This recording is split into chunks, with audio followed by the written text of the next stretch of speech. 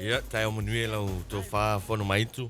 Ia, tau tai o tātou Port Kalame le ngata i lea. Ia, le wha māloa lau company, wha māloa masani, tai au tai tasi o songa fua. Ia, le wha tāua ina lau malu tai au le tātou Port Kalame. Ia, a wala walau nofisi la fia. Ia, i le au nanga se au company o loa ma tau sangalan tau tua ia o le wha māloa lau company le nei vaenga tai au. Mai vaenga tai tasi amata mai la mai whana witi. Ia, ele fina finau ia o ongo le naua mai ia tele o niso tātou suenga. Se vangana ia le tātou university ma le lungo le kolisi. Ia, sasala si le nei fai vai aso ia wha mālo le finau wha mālo le onusai mai lau company. Ia, tai au manuia i mātua wha mālo le tausi wha mālo le onusai. Ia, o na ia tātou matua tausi o lo o taputapua i mai o tātou mota malawa o le au no fale. Ia, o tau lea malosi o le nuu, ngawina o le vau. Whangotaina o ngā tei fale ia wha malo, mo moli le nganga o le whaaftaima le wha malo. Ia, alau company i la o tau tua masani asta i tas. Wha malo fo i fono. Ia, i le a inga sa le viso o se fata whai taulanga. Lo o whaanono manua ia awa se lumanai ia po se manuia fo i o Samoa lau tele. Ia, i le nei sa walinga o lo tatu iei. Tai au manuia lau tō whaafono. Ya, Talofa tu vile ni tayao. Na tu le utatu felo ai le vaya somulmuli ne nei masina. Ya le tatu wanga tu fole pa tu tia le masina fo. Ya, mai se le anga tu ai mole Christmas. Ya, ala fotuia. Adi vaya ngai fia fa ailo fo le tatu company ya wa fo sit fia le tulu. Ia, whaftai whono tai tonu o le nei vaenga tai au, tātou iei tātou whasalalunga masani, o le na ona toi whaamanatu o tātou whaalawilolo o whapea ono tātou iei le nei masina o November, pei ona iei manatua, le tātou November Madness, ia o le nā lava whaawa wina na amataina ia o ki topa so lua se fulfitu. Ia, whamai aina i le aso tu o nai o le vai aso nei, ia i le aso lua se fuluiva, ia o November. Ai tātou wanga ia tuai mo le tātou whamanatuina le Christmasi, vai aso mua, ia ma le nā masina ai whapea o le tātou back to school mo alo ma whanau. Mana tua lana o toi whamanatu, lunga o le tātou November Madness, vai ina i ona vaenga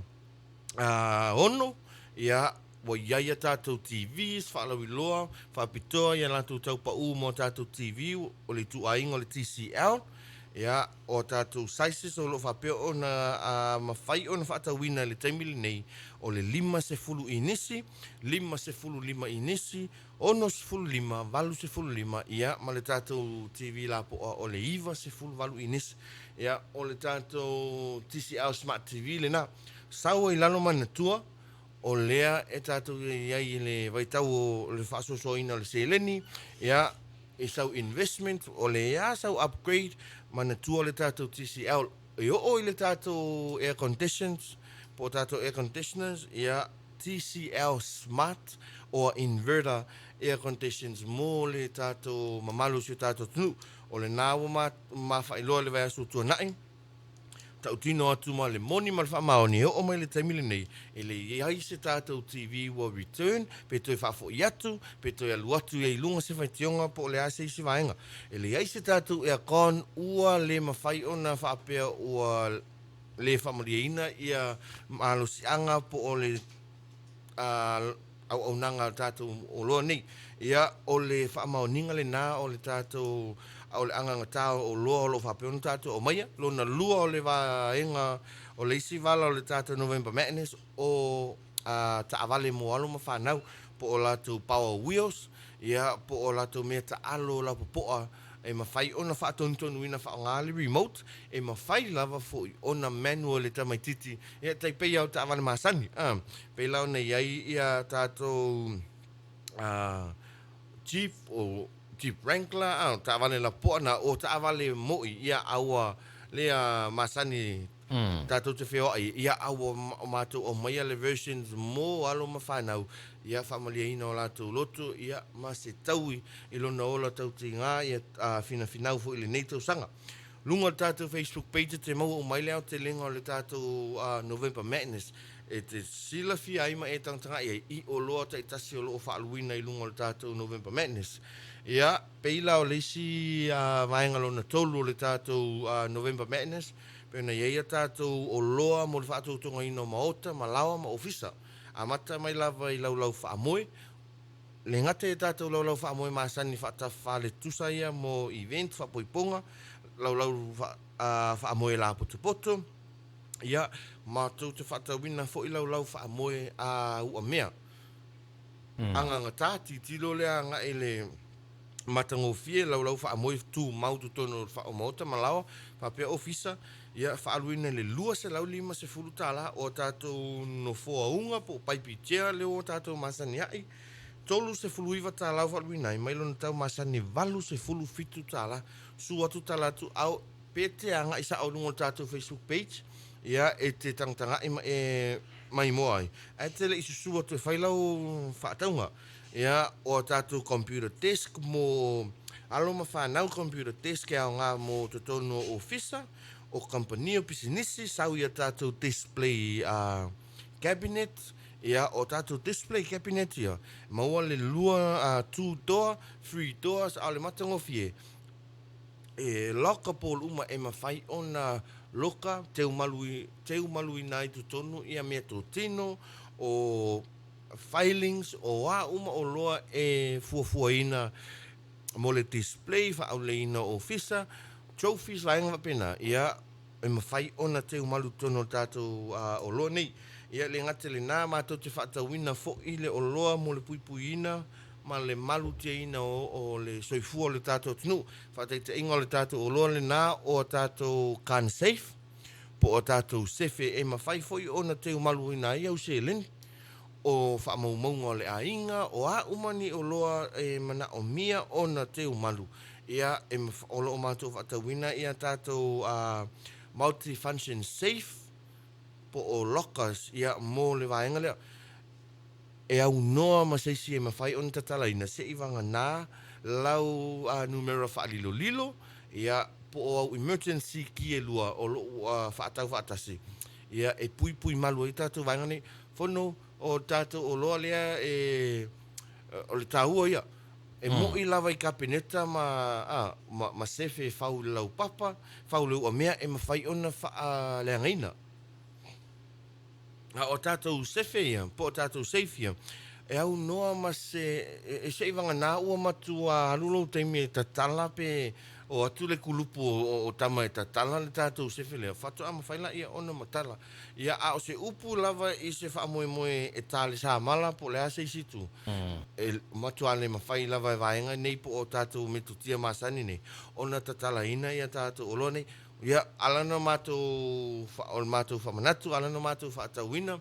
Ia o le nā masila ina le tele o soifua mai mau o aloma whanau I vaenga nei. Ia la au malosi. Ia o tātou whala au ia tau sere soifua ia wafise tai. Alai mawhai ona teo maluto no vaenga nei au noa mase mawhai e aloma whanau. Ona tango lima ia vaenga nei. Tasi le afe fase lau iwa suwiwa whaluina ele tātou kan safe lea. O fie tonu ia le lua mita le umi.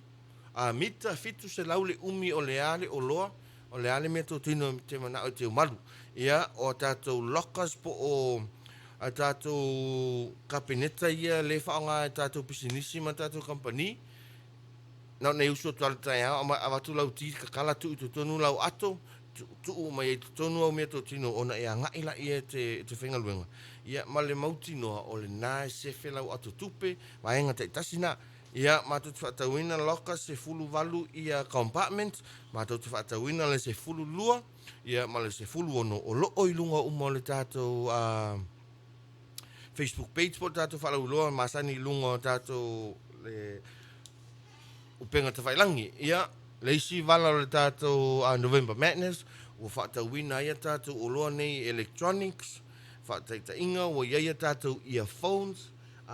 earbuds, headphones, sau ia tātou wireless charger, o tātou telefoni, ia e te maua uma I lunga leo te lenga o tātou whaasaralaunga nei. I lunga o le tātou Facebook page. Ia o le tū whaatawaina o le cleanliness, po o le whaamamaina o le nofo soifua maloloina I maota malawa ofisa.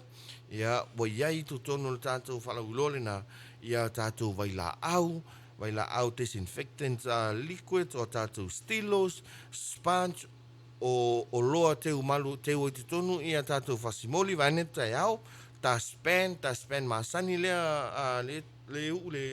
lima, ia ma tātou ta span lea te tūlai ma whaongaina, ia o tātou lapisi, vane tai au, rubbish bins, mai lava ia tātou rubbish bins la iti opens mo pepa, rubbish bins masani mo officer, ia o tātou flip lead, o loa umana, o loo whaaluina i le tātou whaalauiloa, ia i le nei vai tau o le tausanga whadeta inga o tātou o loa nei, o tātou flip lead le tu oilo au, pe tu oilo ulo vai, ta tala o na matala la ia. Tolu sfulu lima tā lau whaaluina ia nisi o tātou la pisi le tu ainga le nā, walu se fulu tā la ia tātou la pisi la popoa, fitu su 5 lita, ono su 5 lita, sua talatu au ole matango fie ole au ngā, ole whaatau oina, ole soifua maloloina, ia male cleanliness i tono mauta, malawa e whapea lava ia officer ma company. Ia o tātou pei ona iai le whautuanga fo ia lau company se mea lofa ma naia matango fie, mo tātou matua tausi pei ona iai a tātou moenga whale mai. Tele e ini si o tātou whaleoloa o lo whaatawina a o le matango fio le tātou November Madness Business Systems Limited. Tasi le afe fitu se lau tolu sulu 5 tāla, pe afe fitu se lau tolu 5, o loo whaatawina le tātou moenga whale mai lea. Moenga whale mai tolu mawhai ona whaangayoi ia a au, o vai mawhai ona whaasau whai vane tai au, mawhai ona whisi tai ei lunga ia, e luatu ma le dining table e whai lan tau sa minga ma whai ona toi ave ese remove ave wha mama vaenga umana o loo included tonu le tātou whaalawiloa lea ia whono ma le mamalu si o tātou tunu le tātou November Madness to tasi nei le vai aso o to toi ona wha mai aina lea ia a o loo a ngai mai fo i le tātou wha manatuina le tātou Kirismasi whanau mai o pepe fau ia o le nāua i lunga o le tātou Facebook page, nisi o ala ata, ma lunga o le tātou Talofa FM, ia tātou whalauiloa mo le Kirismasi, pei ona iaia tātou la au Kirismasi, pre-lead le la au lunga wina, o le la au wasau wa iaio na mōli. Na pau lava le ngaioina e fia fai, o le suru palaka. O na whaola la ia. Ia mātou te whaatauina fōi, ia la au Kirismasi, lea na o le la au, ia ai whaatau oe le mōli, ma teu te unga uma, ia e tuu ia i lunga. Ia o tātou la au Kirismasi, se lau se fulu mita se fulu lona umi, se lau 5 se fulu tāla. Mita valu se fulu lona umi, ia lua se lau 5 se fulu tāla. Lua mita se fulu, ia tolu se lau 5 se fulu tāla, a o le tāua ma le matango fiefoi, e iei lau whitwhilinga pe te whaatauina le la au Kirismasi mea mata masani, pe te whaatauina fo i le la au Kirismasi pae, po o le ata vaia o le aisa, o le snow. Ia, le nāua i lunga o tātou whalauiloa, maua tātou mō li Kirismasi, a mata mai le.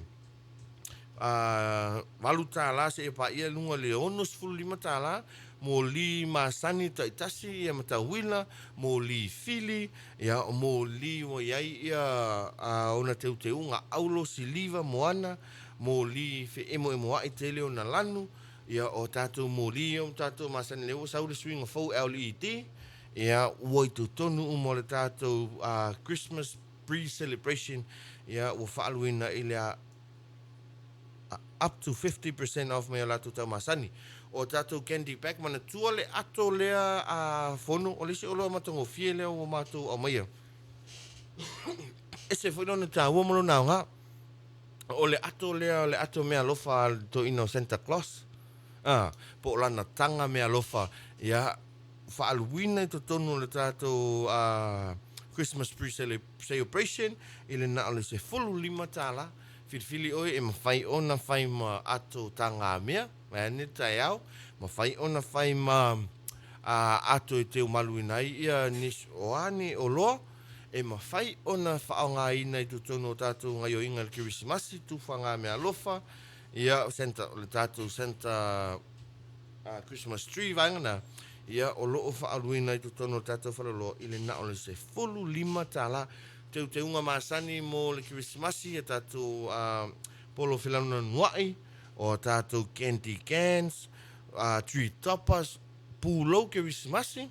ma le matango fio le nei whalaulo, o tātou gift wrappers, a whapea lo a tāpena I a tātou mea lofa mo a o ngā sā whanau, fa ingo le ne tau sanga o le tau Christmas tree, ia sua talatu au, mātou te whatauina o le tātou Christmas wrapper la po olo iai, se fulu mita le umi, I le fitu se fulu milimita lona lautele. Ia whatauina le tolu se fulu limatala, I le lola a toa le na se fulu mita. Ia sua talatu au, ia tātou wrapper, ia paper wraps, ia maua fu ia tātou paper wrapper I ila pe o le tamalea paper I ila masani ia. Ia ele ngate le na o loo mātou whatauina, so o se itu a inga gift wrapper, mo le ali wha moi moi, aso whanau, wha poiponga, ia o masani o mea lofa masani, o loo mātou whatauina, lua whaatasi ma tātou gift cards, aluatu whaatasi malona te utusi, maua tātou gift card, po tātou birthday cards, wedding cards, ia birthday cards e maua tātou cards mo tau sanga te itase e le lima tau sanga whase ia pa ia lunga le walu suru onu sfulu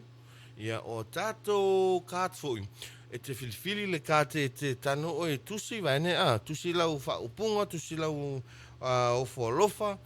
ua iai fo ia tātou gift cards nei ua mai atu pe whapipi I nā tuente tonu ia tātou best wishes o ua lo whaanga ia ua mai a whapi e tonu mole whawhaingo fia ina te whatau inga ia o tātou mōli Christmasi la an Christmasi sua talatu au o le nā ua whaaluina I le taimi le nei le tātou whaalawilo le nā mo tātou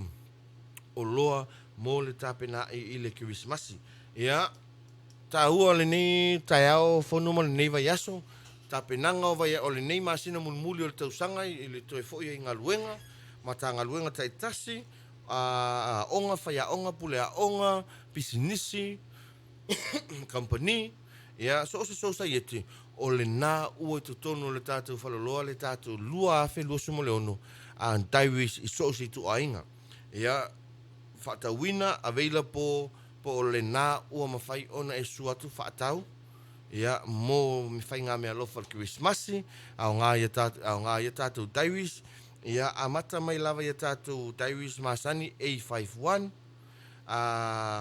le ia le daiwis taitasi mana tua oe o lau sila fia malo malama ia tātou oloni o le tāua le nā ia tātou daiwis e sau ia e whaitau aso ia ona lau pepa o le isi ia tātou daiwi e sau e whaitau vai aso ia le whaitaunga po le vai vai ina ona lau pepa ia peila ona ia tātou appointment daiwis vaenga umana ia vai ina I lanu taitasi masani mu uliuli moana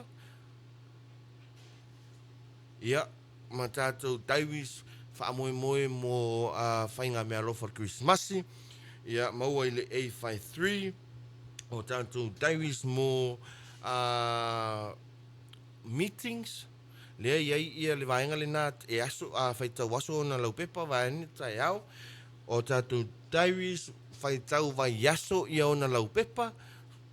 tā ua ia ma e sila fia o vaenga nei ia e te sua tu e whaihi lau whaataunga au le nā ua e malamlama po o whele taiwi mana o ai lau pas whele taiwi tā ua I lau I siau ta mā whele taiwi tā ua e whaapotopotonga te itasi o whele taiwi e au ngā ia oi masiau mana mea fono lungo le tātou whalawilo le nai a tātou daiwis le nā ua tu tonu le tātou whalalo I le taimi le nei whai ona e su atu whai lau whaatau lalo le tātou tuunga le account sales ia mo matanga luenga pisinisi vaengana e mawhai ona e su atu le whaatau ina ia latu tau mahasani le ala alu atu lunga ia I le tau pa u mo le mamalu si tātou snu o tātou desk pad wall planner Um, o tātou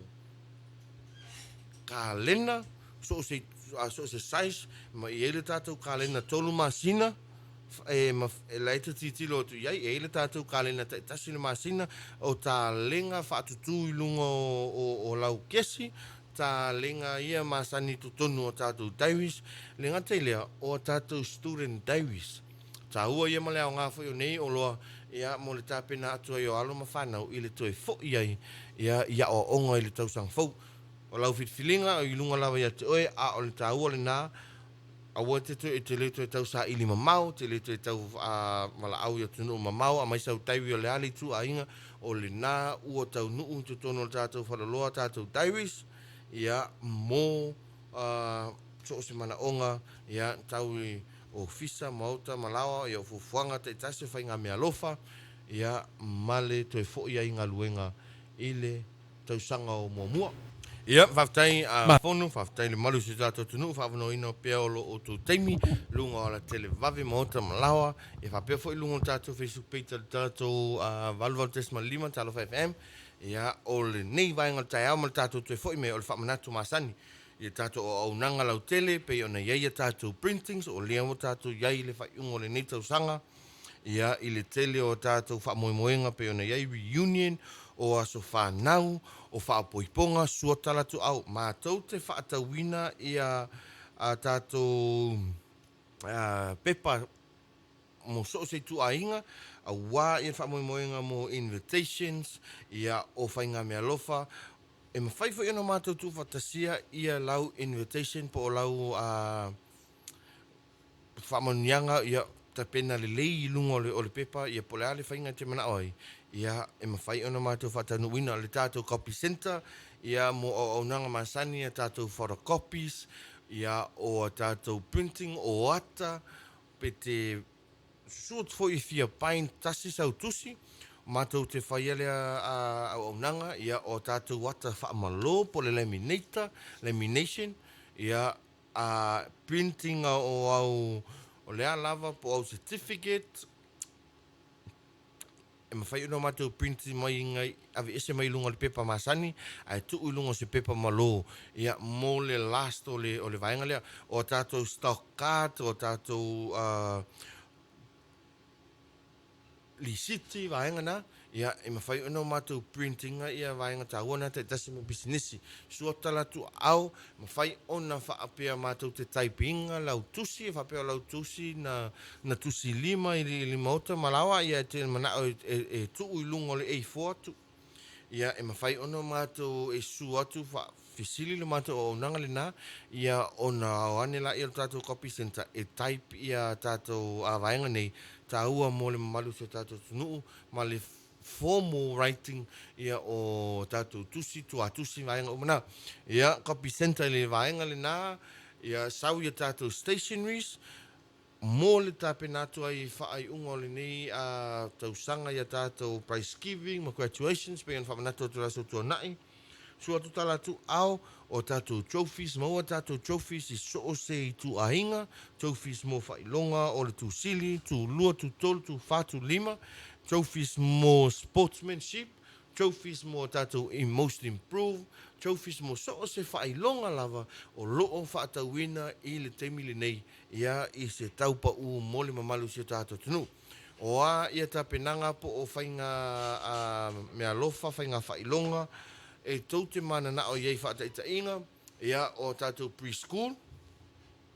o mawhai ono mātou tu whatasia, ia au mea lofa po o au whailonga, ia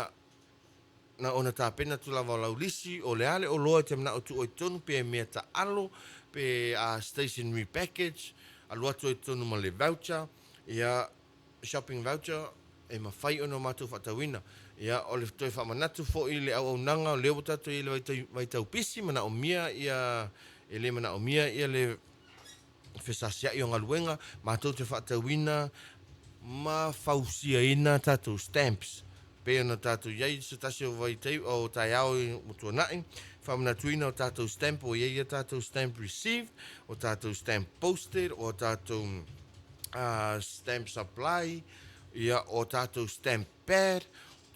stamp inks vaenga umna o loo whaatauina tono tātou whaloloa. A whaapea o loo tau sa ilia ia le tau au nanga po le tau matanga luenga o la o tau kalapu so sa yete vaenga na se tau stamps se tau common seal se whaalu e lunga le tau ingoa o le ingoa lau company me whai ona e suatu whaatanoa le vaenga lea lua i le tolu i le whawa i aso mātou te tapina ina le stamp i whika i lunga le tu ainga stamp te mana o mia. Ia e mwhai ono mātou tu whatasia le stamp whisu ia i aso, mas whai ono mātou tu whatasia le stamp lea et o kometi lava le fitio le aso mai ngomana ia mo le malu si tātou tunu. Designinga o au quotations booklet o lau tusi li city a toa mātou te whaatauina ia li city masani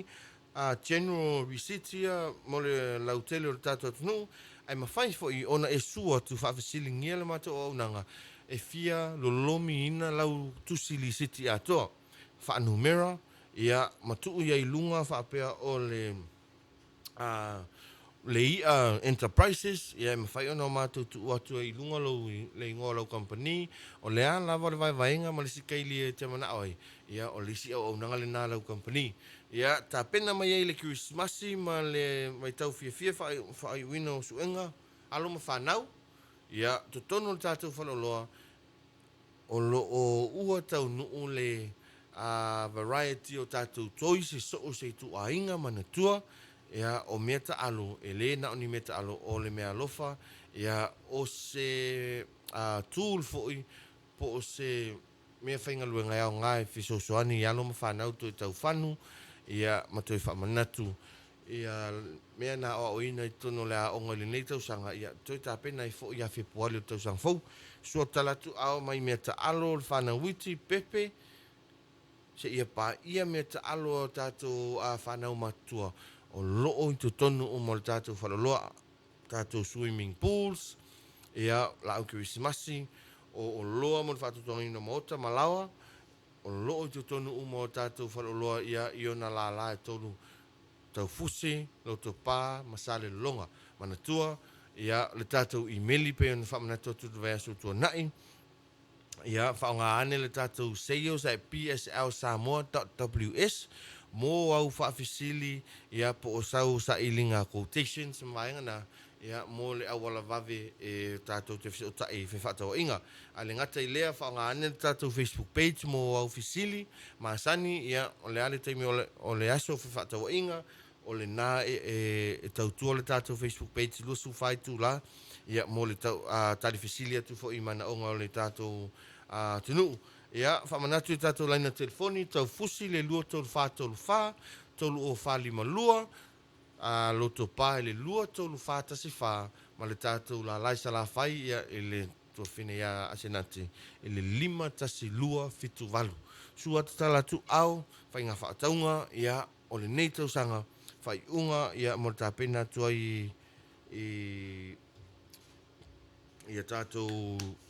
lau ngā tongi, ma vaenga umana, o loo maua umo te tonu le tātou whaloloa. Manatu ia o le nei vaenga tai au o le whamanatu le nā lau company o loa mo le Christmasi le tātou November Madness to e tasi le vai aso to e le vai aso le nei o loo te toi ia tā pena mai ai ma le tātou to i fo inga luenga ia tātou diary se so se tu ainga wall planner, desk pad o loo ua avanoa mo le whiwhātau inga ia i lunga o le cash po o lunga o le tātou account. Sua talatu au, ale nei vainga tai au, whai leo leo, ia masui o le malu si tātou company, mātua pule whapele loa tātou au whainga luenga i so se la, mori lenga ngal whawhitai, i alo ma whanau le finau le nei tau sanga, le ase o loa pe ona whamanatu tu pe, le ase o loa se pentala na whaatawina e lau company, pe na avatu fo e lau company, ia mo le fisosani mea tau mea onga le ola o ina. O le sao le nā lau a Samoa atoa ia mo le whamanu ia ina o onga alo ma whanau. Whai a onga sunga ia li imta meta i whai a onga moli leanga ngal whawhitai. Lau company la o tunga luenga whitasa atu whiangai e tau sanga atoa. Ia e le ngata i lea o le tapua inga matua tausi. sunga I whawhiangainga mo rātou whalatua, le no futaputapua I aso taitasi awase manui o le tātou tinu. Ia, o le whaftaile nā lau company, whaftai tele, a lau tō whafono mai tu le tātou pōkalame nei vainga tai au, mana tua, le tātou Talofa FM Marvel Testimony lima, ma le whaatau ina o lau malu tai au, I aso ngā fua, ia I tai au o son fua taitasi.